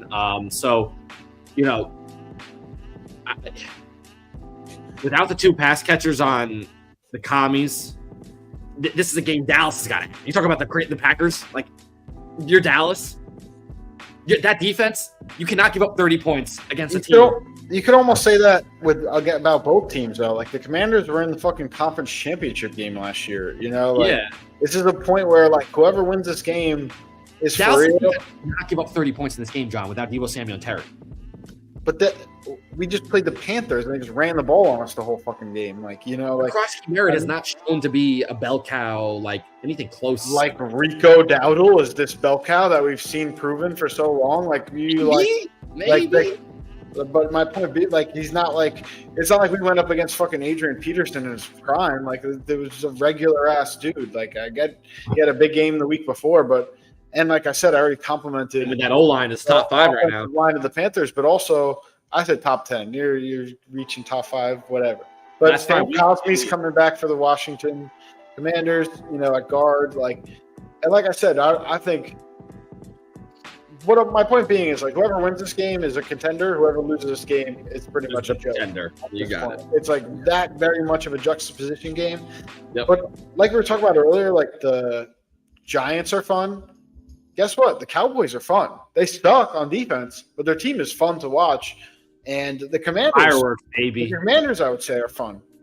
And The one thing I want from Dak Prescott is to pretend that CeeDee Lamb doesn't exist in a sense, not literally. But here's what I was going to say there. Here, you are building something with Pickens right now, and like the way he spreads the ball around with Ferguson, giving the ball to Javonte, like do not over pepper CD just because he's back. Let him matriculate in, and everyone will get love. Everyone's going to eat. But like, I've never seen Dak as like a force it guy. I think like he does what works. Like he's he'll force CD if it's working. Right. CD will get 20 targets if it's working, but he's not gonna he's never been a Dak Prescott. I also think CD's been watching. He's like, yo, my boy's been killing it. Dak Prescott isn't good enough arm wise and everything to be dumb up top. Good on Dak, but why Dak is good is because he makes good decisions. Even if it frustrates me sometimes, like on a third down, he'll check it down and give up. But that's what makes him good. Yeah, he'll throw it underneath the Ferguson and let guys make the play. He's not feeding CeeDee Lamb would be stupid if it's not working. But if it's working, then give it to him all day, like Chase on Thursday night, 23 targets. If it works, it works. I also think their play action has been some of the best in football because Javonte is so fucking real, bro. They're not going to get away from running the ball. That's their strength. That's like we were saying with the Panthers, run blocking. Like even with all the injuries, the Cowboys draft well at O-line. Like they're always going to be able to run the ball pretty much. Like we very rarely in our lifetimes even seen the Cowboys struggle to run the ball. That's just not their ideology. It's true. Even like I said, with the injuries to Trevor Booker, Cooper Beebe, Tyler Smith has been out, Guyton's been out. Like those backups who come in, the Hoffman, Basses, and obviously I know more about their backups than other teams. I'm not trying to flex like I know them because But some of those guys are mainstay players like Booker, but I'm saying the backups like Hoffman, Bass, Nate Thomas, who I think could push Terrence Steele for the starting right tackle job. Like these guys are maulers still in their own right. They're not. Maybe they could start on a lot of other teams. Is what I'm trying to say. Where is that game, by the way? In Dallas. So it would be perfect conditions for both teams. Yeah, I hate that home field. They might have the Hurts anytime. That's number one. I'll say Daniels anytime. Jalen Hurts isn't in this game. No. Ertz. Oh, I think it's Ertz. Oh, okay. Yeah. Zach Ertz, tight end. I think he's an anytime guy, candidate. Ferg, anytime. I like the tight ends in this game a lot because both teams have struggled covering the tight ends. Their linebackers are weak on both sides of the ball. I think this is an over game. What's the over-under here? 50? 54.5. I was about to say, what the fuck, dude? 53.5. It just moved. Yeah, the Commies just gave up 25 points to the fucking Bears, dude. I mean, the Bears put up 31 on the Cowboys. Cowboys defense sucks too. We just said that. Yeah, that's what I'm saying. So round and round we go here. So these teams are like a lot of Spider-Man meme in a way. Honestly, not even a Cowboys fan. Just the subtraction of Terry and Debo. If you had Terry and Debo in the game, the teams are identical. But then again, we don't have Diggs also. So it's like our secondary that already sucks is missing. Secondary is just as bad as the Commies though to me. Yeah, but the secondary without Diggs. But I'm saying the secondary, we're going up against bad receivers, but can our secondary even guard bad receivers? Bland will take a Chris Moore or whoever out of the game, and then they'll be down to two pass catchers. And then McCaffrey and fucking Jalen Lane will fucking go off. Watch. Okay, if that's what we're betting on versus Pickens and Lamb, give me the Cowboys all day long and Sunday. Okay? Yeah, but I'm saying the Commanders also have fucking a good defensive line and Bobby Wagner, and you're like, oh, they'll run the ball instead of the pass. What if they get stuffed against the run by that front seven? Swift's damage that he did. Swift was going crazy in the pass catching game. That's where he did all his damage. In the running game, the final drive of the game, they knew he was going to get the ball and they couldn't stop him, dude. Yeah, well then they're tired and beat up at that point. Javonte is that player though. He's the guy that will badger them all fucking game. Yeah, well we have to have a lead at that point for that to work. I fail to see how it's not linear. It's not a linear. Not linear, but I agree with that. But The Bears defense is a lot better than the Cowboys. I don't see the science around without Debo and Terry for And Daniels. again, I love the Cowboys. I think the Cowboys should win the game. Cowboys should win this game. To me, I'm not trying to put all the pressure on them just to heighten it, to make it seem like if the Cowboys lost, it would be something, because Daniels is still. Yeah, exactly. That's my point being. It's not. That's fair. I'll give you that because you're a Cowboys fan. I don't want to do that to you. That's not fair here. But I think what I would say is that the teams are very identical, fully healthy. But that makes it a little bit goes both ways. Like I think either whoever loses this game, it's like the Cowboys were supposed to be shit coming into this year. They traded their best defensive player. It turned out to be a run blocking. It was done nothing.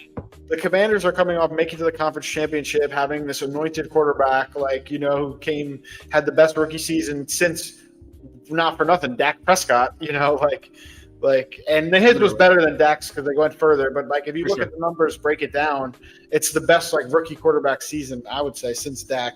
13-3, playoff appearance, very good performance in the playoffs for some actors. Yeah, it's definitely up there. I'm trying to think of others. Rookie, it's tough to say. Yeah, Daniels is one of the best ever. Oh, CJ Stroud. That would be the other one. Yeah, CJ Stroud is a good one, but even that, I think, CJ Stroud. He had 23-3. That was probably the Yeah. Right there. Yeah, all in that same. I don't know. Cowboys should win, but then again, Cowboys should win, but again, their defense is never. But if you're a Commanders fan, you're we should win because of X, Y, and Z. Yeah. It's one of those. Cowboys defense doesn't have the right to say we should win anything. It's kind of also where we're leading. So it's that's where we're at. So but if the Cowboys can force a turnover or two, they should be in a good spot because I think they should be able to score, like you said, with Lamb coming back, their offensive line, they should be able to run the ball. Eberflus has got to be aggressive here in this game. You got to be blitzing here. You got to force Daniels off his spot. You let him just pick you apart and stand there all game, you're going to be fucked. It's simple as that. But also at the same time, I'd almost rather him run than him throw. But he's a steam player to me too. He's he runs, he gets him going. He also runs and gets knocked out and banged up. You get. True, that. he has been on the injury report. That's a good point. We'll see. All right. Again, it's very identical teams. The thing that's the big difference is the two main guys, Terry and Debo, out. Over here, you get CD back in. That's the receiver play. I get it. That's what I'm thinking about, simply put. But very similar teams. Falcons at the Niners on Sunday Night Football. Falcons coming off a very impressive win against the Bills, but we were starting to smell a little rancid on the Bills' defense. I think we're all their defensive front has been very weak. I've been saying they can't stop the run all year. Can't stop the run. They're 30th ranked. Bijan Robinson looked like the best player of all time last week, which was sick. Sick running back heads-up matchup between McCaffrey and Bijan. We love that on Sunday Night Football. Christy wants to go to this game. We might be looking into tickets for this game. Pretty sick. Oh, hell yeah. Yeah, so we're talking about that because I got Bijan in 2 leagues, which is fun. We'll see. But anyway, cool. Jalen Walker's out. Huge draft pick for them. Obviously, he's been a stud for the Falcons. And on the other side, Ricky Pearsall's out. Brock Purdy will be out again. Fred Warner is out as well. Huge. Big names. So Mac Jones will get the start again. But George Kittle is back, baby. Let's do the dance. Got him in 2 leagues, including 14 team. How you doing? Georgie Porgy. But Casey's got CeeDee Lamb back, so fuck that. But anyway, could be ugly on both sides there. I don't know. The Falcons' defense has been impressive. On the road, though, traveling across the country, I don't know. Big letdown spot for the Falcons after a big win. It kind of has that smell to it. And Bills, and I think Salah's got something for this Falcons offense and this Penix shit. Well, the only thing I'll say is Shigeru Salah is on former Jets coaches. I think Jeff Ulbrich has overperformed as a D coordinator for the Falcons so far this year. Their defense looked very formidable against Josh Allen and the Bills, and I think they're going to just continue to get better and better. The Falcons, that being said, I think it's just a big letdown spot. I think that obviously beating the Bills, who were on a roll before that, and seeing how they played and how they flew to the ball and how they got Allen off of his spot, I think they are a formidable defense. So I kind of love, I love the Falcons for the rest of the season, if that makes sense, winning the NFC South. But I think that the Niners are sneaky. Still good. The only thing I'm worried about is Fred Warner the straw that broke the camel's back in terms of injuries for this team. Nick Bosa already out for the year. Still on the Bucks. I'm still on the Bucks. There's no way I'm giving this to the Falcons yet. I'm not doing it. Nope. Yeah, no, the Bucks are good too, but they win is tough. Like coming down to the wire every week, and now they get more and more injured at wide receiver. It seems I like hear you. This guy Baker is fucking. Yeah, I mean, we might as well get right into that. Like I said, it's kind of like in the 49ers at home, but the next game up, obviously the Buccaneers at the Lions. Give me the Bucks +6 all day. Like that's too many points. It smells. Yeah, there's something off there. But also like. Don't overthink it sometimes. I know. The points are killing me here. I do like the Bucks with points here. What's the over/under here? If you don't want to bet the Bucks, just don't bet the Lions. What's the over/under here? Is it 60? Because I love the under here. 52.5. Yeah, give me the under here. Sneaky. Interesting. Give me the sneaky under here. I don't hate it. I mean, that's a lot of points in the NFL, 52.5. Like it's a ton, and I feel like the Bucs defense knows it has to play hard, so they're going to play even harder to keep them in the game. They're going to have to use Rachaad White a little bit more. I'm just smelling an under. I mean, I don't hate it. I get it. I get where you're coming from. Both their defenses are sneakily better than they let on. Obviously, they have intimidating linemen on both sides with Hutchinson. They got Vita Vea on the Buccaneers. Like they have been posing figures on both sides. That being said, I also could see this game being 31-28, but that still is barely a cover. That's one touchdown away from not a cover, basically. So it's close. It's a very close, scary kind of proposition to bet anything here. But I think the surest bet of the core four, straight bets, if you will, over under money or spread either way, is the Bucs +6. Like I could see them going into Detroit and winning. I don't really see Detroit blowing them out. I think Detroit's defense is Brian Branch suspended. Is vulnerable. I would say the Lions defense is vulnerable. Yeah, Brian Branch being suspended. By the way, I want to mention one more thing on the Niners game. I'm very excited about D. Winters being the mic because Fred Warner's out. This kid's nice at middle linebacker. I like him a lot. I'm a big fan. I think he's a stud, and I'm excited about him being the mic in this game and being able to call the shots and like fucking controlling the defense for the Niners against Bijan and this fucking Falcons offense that thinks they're something. I'm excited about that. A little turmoil as well with McLeod being sent home by Raheem Morris with all that bullshit going on. Distraction, all this different shit. Yeah, like you said, Falcons let down. You just wanted to bury that point as well. But yeah, the Bucs. That's a cool thing to point out. That's something to watch for sure. Especially on like a standalone 100% that game. You could really lock in on what D. Winters is doing. I think that's I want to see him fucking come alive. I think he's got super talent and he's sick. Yeah, so I like that. That's a great call. I do like the Bucs though. They're cool. At the end of the day, Tez Johnson, that fucking whatever triple axle flip last week was fucking nuts after that touchdown. Cameron Johnson, they obviously got Bucky back. I think he's going to be playing. Is that, if I'm not mistaken? I'm not 100% on that. I don't see it here, but the dual running backs, and Baker's just been balling, man. Like I don't know, like they're going to hang around. Cade Otton, anytime touchdown, look for it. Maybe And all those guys, Sterling Shepard, Cade Otton, obviously Tez Johnson, like you mentioned. Like I think all those guys are sleeper fantasy. Formidable. Yep, absolutely.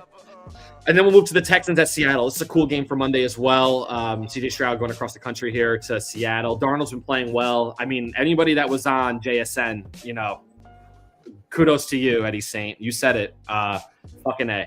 He's unbelievable. And Cooper Kupp caught a touchdown last week. That was pretty sick. I see the run game really getting off for Seattle here. It's got to, in order for them to win this game. Darnold relies on it. This is a big game for Houston to see if their season's even alive. I don't know where they'll be in a couple weeks, but a lot of Woody Marks, a lot of Nick Chubb, a lot of run game here. Maybe an anytime touchdown, maybe for what's his name, Xavier Hutchinson. He's like one of those guys, like a fucking Nakeem Westbrook Ekine type of guy that just catches touchdowns all the time. So maybe an anytime for him. But I don't know, Nico. Reek Woolen is a fucking trade bait candidate all year, so I feel like he's fucking done. And I don't know. The Seattle defense I still love though as a whole. So I think that Seattle I take here. I got Seattle winning the game. I don't know if I would bet it. What's the over under here? Probably 43 if I was guessing. It is 41.5. Yeah. That sounds about right. Yeah.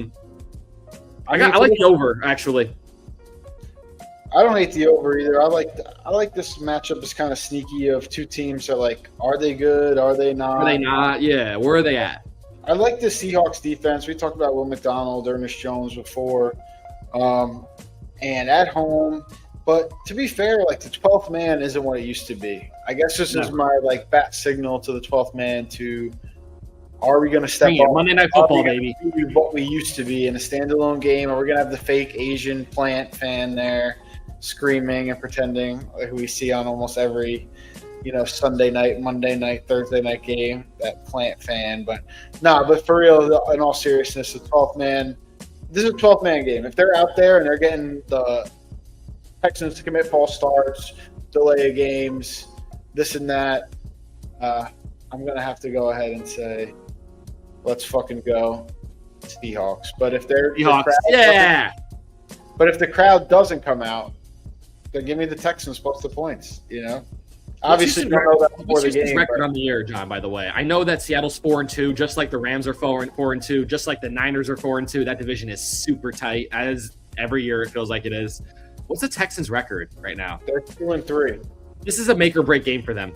With Jacksonville 4-2 and Indianapolis 5-1, Houston's got to win. Oh yeah, for sure. I mean, if they,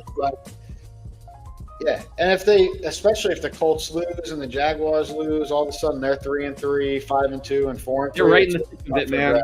Jacksonville's got a tough matchup, and the fucking Chargers are playing the Colts. Man, this is a week for them. And they're going to know the results of those games. So if they see the shit on Sunday, you know what I'm saying? Like, and not for nothing, if the Colts, they've already beaten Denver, if they walk out with their NFC West matchups, I don't know if they played the Raiders yet already, to be honest. I don't think so. They played the Rams. We know that, yeah. No, but I'm saying their AFC West matchups. Well, AFC West. You said NFC West, so yeah, you're good. So they already if they beat the Broncos and they beat the Chargers, to come out of that division where you play the Chargers, the Chiefs, and the Broncos, and the Raiders, obviously. You're 2-1. You come out at 2-2 or, 3-1. You got to be coming from the AFC South. That's huge. So if they can win this weekend, that's massive for the division, I think. Bro, I'll say this too. Here's my pick. I'll take Seattle. If Houston watches the Colts lose and watches the Jacksonville Jaguars lose, give me the Texans on Monday Night Football, bro. That's my take. Yeah. Because they got the Monday Night Football little egg there to be like, yo, this is us now. This is our time. D'Amico Ryans is going to be like, it's either now, put up or shut up. Like, you better fucking win this game. Like I said, I think if the crowd needs to come out. This is a crowd. I'm putting this game on the crowd. This game's on the 12th man. If they come out and do what they're supposed to do. CJ Stroud's like this all game. If he's like this all game, we're good to go. Yeah, they'll know they should win easily. But if they don't, then they're in trouble. Good matchups, though. Sunday Night Football and Monday Night Football, actually. Good stuff. And to my point, they're 1-2 at home this year. Yeah, they went on the road against the Packers. That's right. Yeah. Well, the Seahawks haven't played the Packers yet. I thought they did. No, they lost at home to the Niners, then beat the Steelers on the road. Steelers. It was Steelers. Sorry, Steelers. You're right, Steelers. Yeah. But they're 3-0 on the Steelers, but also we're learning about the Steelers now. They're 3-0 on the road, and they're 1-2 at home. So. Steelers suck, man. That defense is shit, by the way. But yeah, that's the last game. We can get into it. Do you want to start with the quiz or the questions? Let's do the questions, of course. Okay. Keep it going. Get some notes. I got my coffee here. I'll finish it up. Go Giants. Got my Giants. How you doing? From the Hall of Fame. Look at that. Who is the greatest Indianapolis Colt of all time? No Unitas, no Manning. Marv. No, Dwight Freeney. What was your best movie theater experience? Or movie experience? No, hand jobs. Just what movie did you like? Yeah. No hand jobs.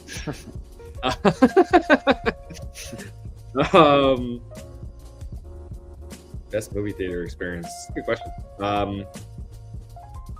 I distinctly remember going to see Men in Black in movie theater with my dad, and it was sick. First one? First one, yeah, the number one, yeah, the first one. Oh yeah. Would you rather fight a Golden Gloves boxer or a high school state champion wrestler? Oh man, neither. Golden Gloves boxer. I'll just try to run around the ring.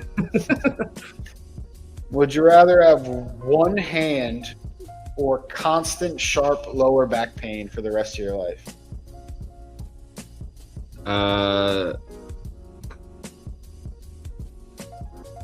Oh man, that's bad. I probably would say lower back pain. I guess. I think it's tough to live without two hands. That's tough. I could put a brace on or some icy hot. Tracy McGrady or Jason Tatum? Oh come on, dude. Tracy McGrady by 5,000 miles. All right. What is the greatest condiment on earth? Hot sauce. Who is the best NFL safety of all time? It's close. It's between Lott and Reed. I'd probably go Ed Reed because I watched him and he was disgusting. What is a lyric of a girly song that stands out to you, or if you have a favorite one you can think of? It's tearing up my heart when I'm with you. That's probably the one. All right. I was thinking like a female singer, but oh, you didn't say it. Oh, you're good. I thought you meant like a female leaning lyric, like things that females like. No, you're fine. That plays. That answers the question. All right, cool. Because this is a boy band, and that's what girls like. So anyway, Mike Tomlin or Bill Cowher? Okay, come on, dude. I mean, Cowher by 5,000. Wow, really? Yeah, of course, dude. Tomlin's a chronic rah-rah. What is something special you think you could have achieved if you worked harder at it? Like a scratch golfer. That makes sense. Into the quiz? Sure. All right. So this quiz was inspired by today's events. So I was at the gym and I saw a guy wearing like an obscure jersey, even though anything that's not Eagles could be considered obscure out here. Okay. But I saw he was leaning against the wall, so all I saw was the number and the team, and I called it out. And like I guess I can see what was. Are you going to give that one in your quiz, or can I learn? Yeah, I'll give that one in my quiz. How distressful it was, if you will. Okay. The quiz is I'm going to give you a number, a year, a team. I'll give you a year too. A number, a year, and a team. No Hall of Famers, like no gimmies, but like everybody that's been to Pro Bowls who I'm listing. Okay. And like someone would wear their jersey, like if they were a fan of their team. Yeah. You know okay. I mean? All right. All right. So I'll start with the one that I saw today, that I called out and was correct about. Okay. Number 21, 2007 Indianapolis Colts.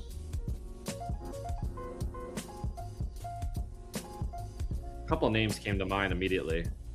Number 21, Bob Sanders? Correct. That's the exact jersey.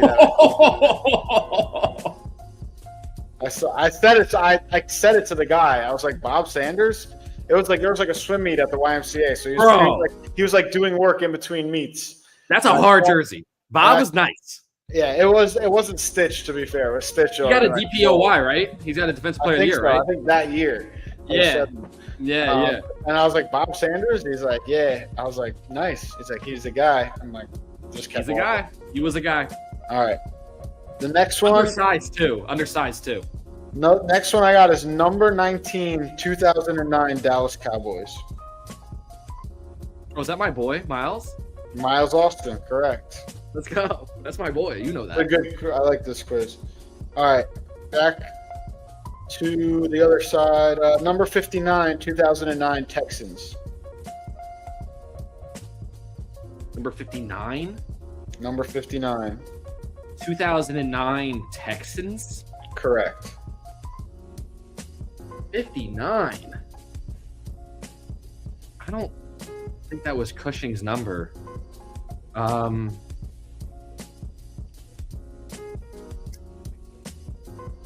Is that D'Amico's number? D'Amico Ryans. Let's go!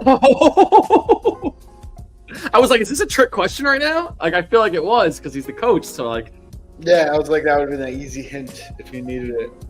Number 86, 2006 Baltimore Ravens.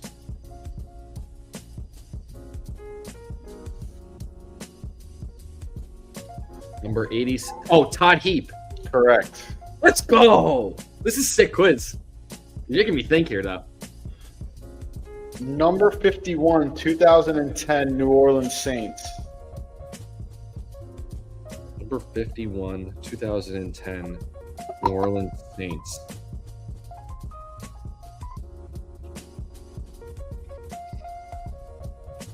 Linebacker for sure. Is that Manti Te'o? No, that's too early for Manti, if I'm not mistaken. I could give you a hint if you want. No. Wait. Pass for now if you want to. No. 2009, number 51, New 2010. Orleans. 2010. No, I think he was there 2009 too, but I 2010, New I'm Orleans. not giving you range of years they were there. I'm just Yeah. Number 51. Oh, Jonathan Vilma. Correct. I should have had that initially. Sorry about that, John. Yeah, it's Manti Te'o was early, but that's okay. That's still good. You still got a second try. That's good. Number 31, 2003 Chiefs. Oh, I mean, Priest Holmes. Yeah, that was kind of a gimme. I thought that might have been too easy when I wrote it. Yeah. But I also didn't want these to. I wanted them to be like I said. No. I might return this quiz to you next week and really make it hard though. All right. Number 54, 2005 Eagles. Number 54, 2005 Eagles.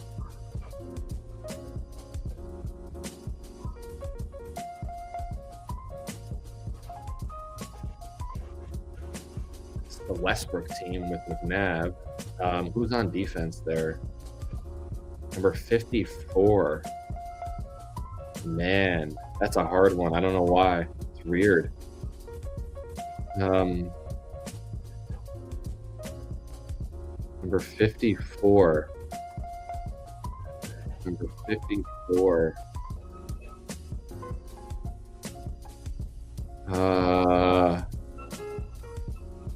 Man, that's hard. I don't know why. 10, 9, 8, 7, 6, 5, 4, 3, 2, 1. Bang. His son plays for the team now.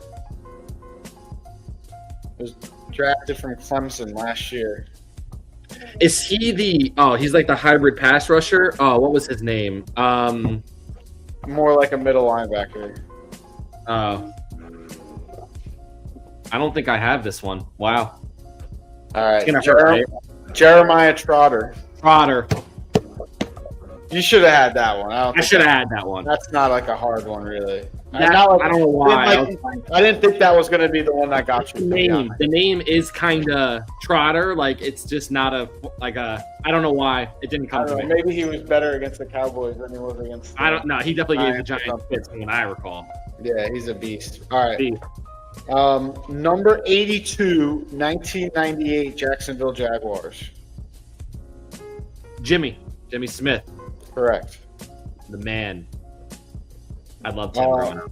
Number 23, 2004 Dolphins. Is that Ricky? No. That's 34. Sorry. 23 is different. Is that Ronnie Brown? No, too early for Ronnie Brown. It is Ronnie Brown's number. 23. Sam Madison is another name that came to my head. No. Oh, it's Sheldon Brown? No, Sam Madison was closest. Same position. I said Sheldon Brown, who was the other corner. Who was the other corner? Oh, Patrick Surtain. Yes, there you go. I knew that. And I should have just thought about it for half a second. Number 28, 2005 Falcons. Oh, yeah. Work done. Yep. Good work. That was sick. Really cool. This is a bonus. I had this jersey. Everyone else was a multiple Pro Bowler. This guy went to one Pro Bowl. That's a lot of hints already. Number 24, 2002 Seahawks. Again, I had this jersey, wore it for pictures in Felix Festa Middle School. 24. Number 24, 2002 Seahawks. 2002. Sean Springs. Yes, nice pull. Nice pull. He was great too. I had that jersey. Heavy underrated. He was just going to be regular in the quiz, but he only made one Pro Bowl, and I was like, they should have to go to it. He was really underrated. I liked his game. Yeah, I remember him like Trotter, around the same time as like Anenis Williams and like some of these other corners, and like you saw Sam Madison. Trotter was a little let down. Yeah, and it took me a minute for Sertan. Manti Te'o was a bit of a bad guess, but yeah, I thought about that. He got drafted by the Chargers before he even went to the Saints. Yeah, yeah. And then Sertan. I actually thought of Vilma too because he was a Jet, and my dad is obsessed with the Jets. Yeah. So like, yeah, but you got a second try still. It was still pretty good. Sertan was a bit of a. Yeah, if I thought about that a little bit longer, I would have known that. Yeah, you were just rushing. You're just like Ronnie. I was Brown. rushing. I was like thinking through the names because I said Ronnie Brown. Even he's number 23, but in 2011 or something. I think Ronnie Brown's like a 2006 draft pick or something. Yeah, and he was definitely number 23 though for sure. Yeah. And then Trotter was. I was surprised. Yeah, that one. I don't know why. I thought you like not so surprised that you didn't get Trotter, but you didn't even throw anything out there. I thought you I almost said like, LeVar Arrington, but that was like no, he didn't play for the. That's not the right team. Like that. I thought you might have thrown like a Hugh Douglas. Because I think he was That's 52. the guy I was thinking about. And Cole. Cole. Oh, Trent Cole was 58. Cole was the name that I was in my brain. Trent Cole would have been a good person for this quiz. That's who I thought you were talking about. That's why I said it's like a hybrid. But I really wanted to be like, I've seen each of these jerseys. When you said he was a full middle linebacker, I had nothing at that point. Yeah. All of these jerseys I've seen in the wild. Like, if you said, he's like a hybrid, I would have said Trent Cole's name. But as soon as you said that, I was like, no, it's not right. No, but Trent Cole would have been like a good, like, that's the person I'm looking for on this quiz. He probably went to like 1 or 2 Pro Bowls. Like, you know. Yeah, he's a perfect name for this quiz. Yeah. For sure. It's a sick quiz, though. That's good shit. Yeah. Like I said, it was inspired by real life. We'll go over the Hotz corner. Let's do it. Greatest Colts of all time. No Unitas, no Manning. You went. I went with Freeney because pass rusher to me over receiver. Yeah, it's close. It's close between those two. Obviously, you could shout out like the John Mackeys of back in the day. But I also Mathis is the other one there. Reggie Wayne, I feel like is a sleeper too. Reggie Wayne not over Marv though. Marshall Faulk, I guess you remember him more. Edgerrin James probably a little bit more impact there than Marshall. Yeah, Marshall Faulk, you remember more as a Ram because that's where he won. Yep. Yeah, that's fine answer. Best movie theater movie experience, Men in Black 1 with your dad. I love that. I think mine, I remember seeing Bad Boys 2 with my dad, and my dad was like, that was just like a good film. Like, I was a good action, humor, romance. Never loses touch, dude. And just like, the scene through Cuba at the end of the movie, just like fucking when they're going down the mountain and shit. Like the movie's incredible. Like, I just remember, like I said, I think I should have wrote like most memorable, but I think that's where it ended up going anyway. But I just remember like my dad being like, my dad is a typical dad, like shitty ass shit, shitty ass food, shitty ass job, like just like a hater by nature. Like my dad, It's a boomer. That's a boomer. Yeah, but he was like genuinely pleased with whatever fucking $19 he spent at the movie theater or whatever, how long ago it was, with fucking snacks, and probably snuck snacks in our fucking hoodies or whatever. But like my I dad's a remember big Tommy Lee Jones guy. That's what I remember because he's the one that the U.S. Marshals. That was like one of his favorite movies. It's a good film. Wesley Snipes, great film. So like. When I told it, like I remember distinctly, he's like, anything with Tommy Lee, I'm good to go. And I loved Will Smith at that time. Like I was like a big Willie style Millennium kid. So I loved Will Smith. And Fresh Prince of Bel-Air, of course. So I loved Will Smith growing up. Yeah, that's a good answer. I like that. Would you rather fight Golden Gloves boxer or high school state champion wrestler? I'm talking about like street fight, and it's the right answer. Like, there's no way a wrestler is going to end your life quickly. Yeah. Boxer, maybe you could take down the boxer, and then what can they do? Yeah, or just leave the ring. State champion wrestler could also just knock you the fuck out because they're probably everything's on the table for a wrestler. There's only like 1 or 2 things on the table for a boxer, at least, and at least you're not going to break anything. Hopefully, with a boxer. I mean, maybe your fucking nose and jaw. Maybe your nose or your cheekbone. Yeah, you can get fucked up by a boxer for sure, but you have a better chance. I agree. Yeah, I mean, the next one, would you rather have one hand or constant sharp lower back pain for the rest of your life? And I don't think there's any wrong answer, but I think I would have went one hand. I don't know. I don't like the amputee thing though is just fucked up. Yeah, I get it. I mean, I don't know. I feel like you could do a lot more with one hand than you think. Like lower back, you're really inebriated there. You can't like get out of bed sometimes, like. Yeah, it's tough. That's like when it's really cold out and you're trying to get out of bed. It's like that feeling almost. Yeah, no, I'm this special game, so I tweaked my back earlier this week, and like this Tuesday, like I woke up like crying. Like I had like you're like rolling out of bed, barely getting to it. I almost didn't put on my socks and just put my shoes on without socks because I was hurting. So much to lean over and put them on. Put my socks on, yeah. It was just like a real bad like. You need to call Shaquille O'Neal for that icy hot, dude. Yeah. No, I got the patches and shit and fucking ibuprofen. I fucking bugged it out, but it was just like, if I had to feel like in that moment, I was like, is this how I'm gonna feel every day? And it's just like a tweak or like. There's no thugging it out for every day of back. Yeah, exactly. Yeah. Do you Tracy McGrady or Jason Tatum? Just T-Mac. We don't have to talk about it, I guess. Really, they were bad. T-Mac on the Celtics. Bad question. What is the greatest condiment on earth? I'm a ketchup guy. I love ketchup too. That was a close second. Yeah. I'm a ketchup man myself. But hot sauce, I can't fight hot sauce. Put it with butter. You got buffalo sauce. Hell yeah. Greatest NFL safety of all time, Ed Reed. Yeah, I've always an Ed Reed over Palomalu guy too. Palomalu was I thought about Ronnie Lott. Yeah, Ronnie Lott I thought about too. My heart of hearts, I'm a Sean Taylor guy, but unfortunately he just got cut down in his prime, so can't really on that. Yeah. But on like a game by game basis eye test, I think it might. He was insane. Yeah.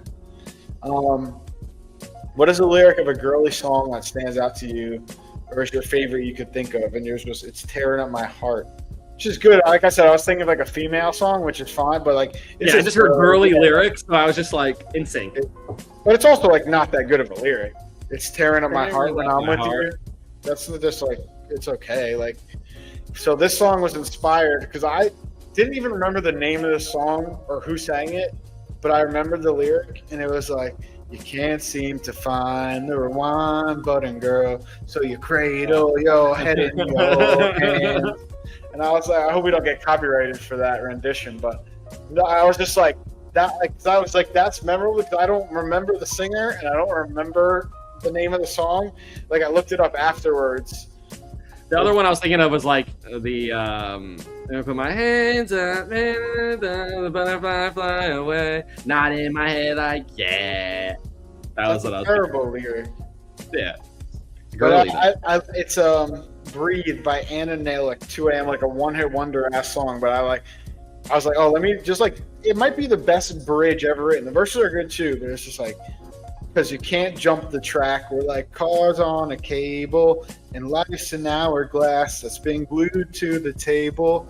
No one can find the rewind button, girl, so you cradle your head in your hands. Like that's not that girly though to me. That's kind of fire. No, but it's a girly song though. It's like just breathe. I would say "In Sync" is more girly though. No, it's a girl singing or it's a guy singing. That doesn't matter. No, I don't know. I guess What of a poll? I'm telling you, I'm doing that. I get what your head's at. Like girly as an adjective. Girly is all boy band shit. Might have been the wrong adjective. I'll give you credit. Ask Cassidy. She'll tell you that "Tearing Up My Heart" is mad girly. Yeah, no, it is. I'm not saying it's not, but I guess I just meant a female singer's lyric. I have to ask you, we're talking about music right now for a second. Does Cassidy know who Cassidy is? I have to ask that. Like the the all-time greatest. She's named after the Grateful Dead song. No. Oh, Cassidy the rapper? Yeah. I'm talking about the GOAT. Yeah. We've talked about it before. I think she knows like Hotel. Like she's not like dialed in. Okay. Like, she doesn't know hey he's the GOAT. She's not like tell Freeway to put on a beat. Like you know what I mean? She doesn't know about the freestyle. Like, the ultimate I'm an innocent man misunderstood. Cassidy has the all-time freestyles of all time. He's one of the best ever. I could write the best verse you ever heard in your life and then rip it up. Your greatest hits like mixtape shit to us. Stay with the spliff in a cup. Stay twisted up. My bezel so many pebbles on my bezel. Bam, bam, couldn't lift it up. But try to stick me up. Bam, bam, stiffen up. Ain't no stitching up those holes. Your soul lifting up. Yeah, Ice Cream, freestyle. Yeah, I love Cassidy. He's up there for me. Top 5. He's a GOAT. He's one of the GOATs. Yeah. Freestyle-wise, one of the GOATs. The hot spitter. Hell yeah. We can close out on that. Yeah, fuck yeah. Row 26, That was a sick pod. We'll be back next week. Big game for the Cowboys this week. A lot of big games. We'll see what the Giants are made of against this Denver team. If they're just fake as fuck, and Dable's getting fired anyway. See what we got. And pick of the week. Jets are getting their first win against the Panthers. Maybe. I like it. I wish it was just like if it was like plus 150. Like I'd be happy to bet it. But it's like at plus or minus 102 or whatever. It's like how am I going to take it? Last question. More all-purpose yards on the Sunday Night Football game. Christian McCaffrey or Bijan Robinson? I'll take Bijan. Passing of the torch game. I'll take C-Mac. I think Bijan all last week. Cheers. Enjoy your weekend, fellas. And good luck with your fantasy teams. You all suck. Peace. Peace.